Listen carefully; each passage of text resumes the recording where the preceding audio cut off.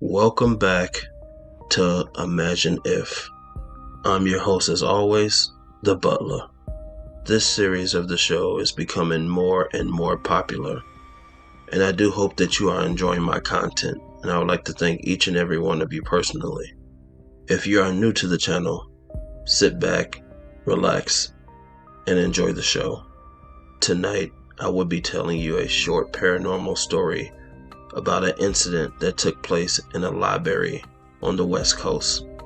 I do have to warn you that this episode can get pretty intense. At the end of the show, I will tell you if this story was true or if I completely made this up. Do you think you can separate reality from imagination? It may be a lot harder than you think.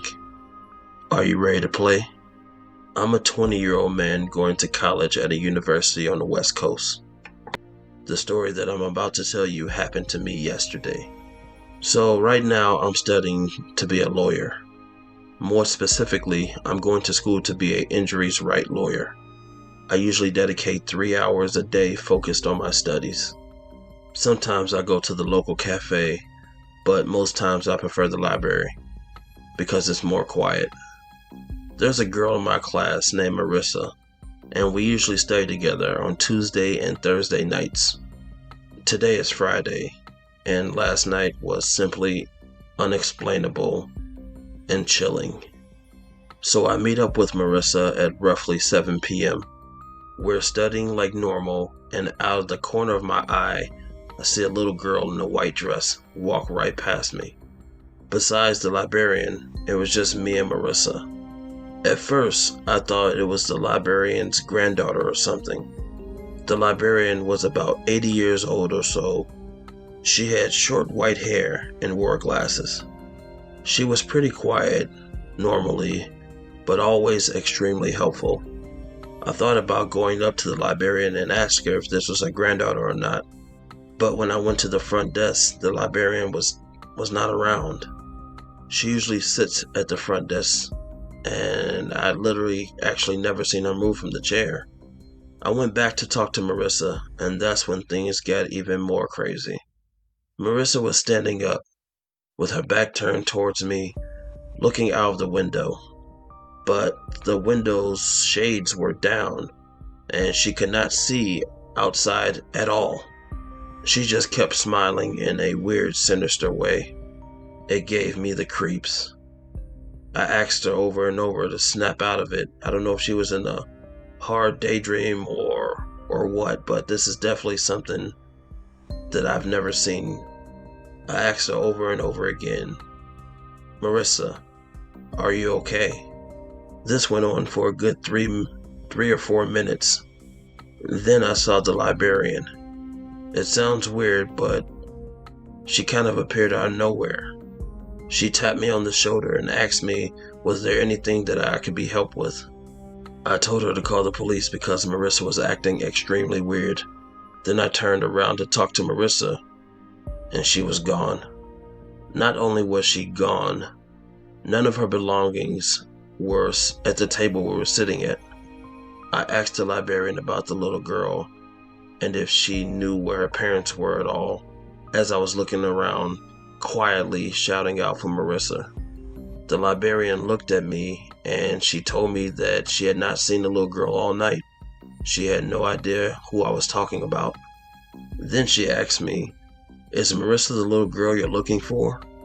I told her no. Marissa is the girl that I've been studying with all night. Come on, ma'am. You know us, we come here twice a week. She looked at me with such confusion. She said that I have been there all night alone. I never came in with anyone. She said, in fact, I was the only person that has been inside the library all night. I started to get pretty freaked out.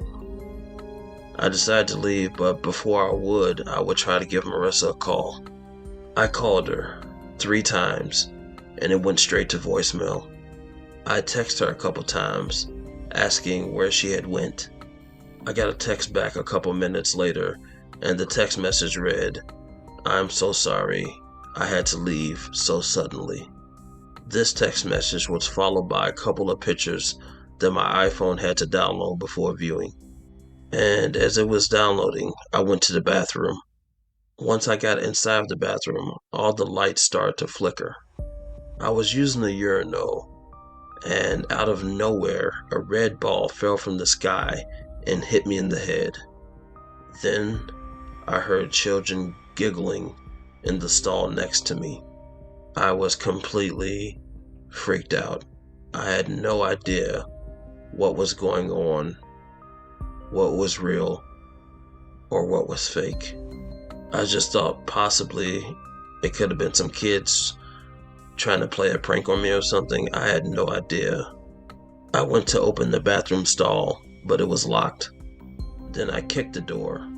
I kicked the door open because I was super freaked out and I wanted to know what was going on. And that's when I saw her. Marissa was dead.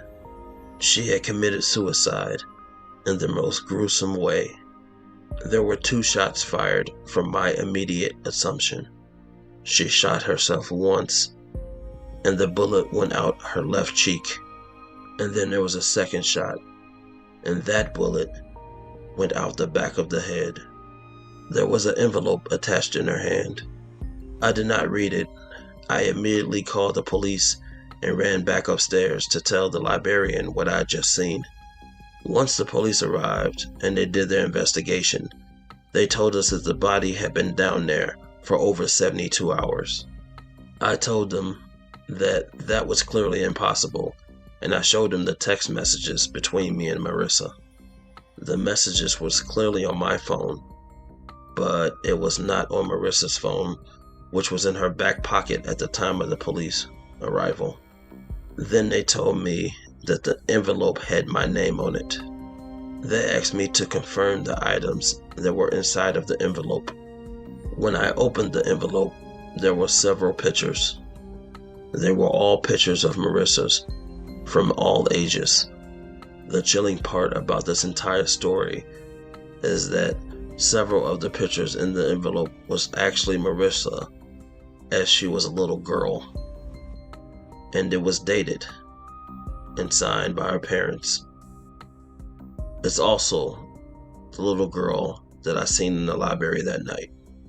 The police checked the video camera surveillance, and there was no little girl on video that night or the night before. After doing a thorough investigation, it was noted that Marissa never showed up that night at all. She was never there with me.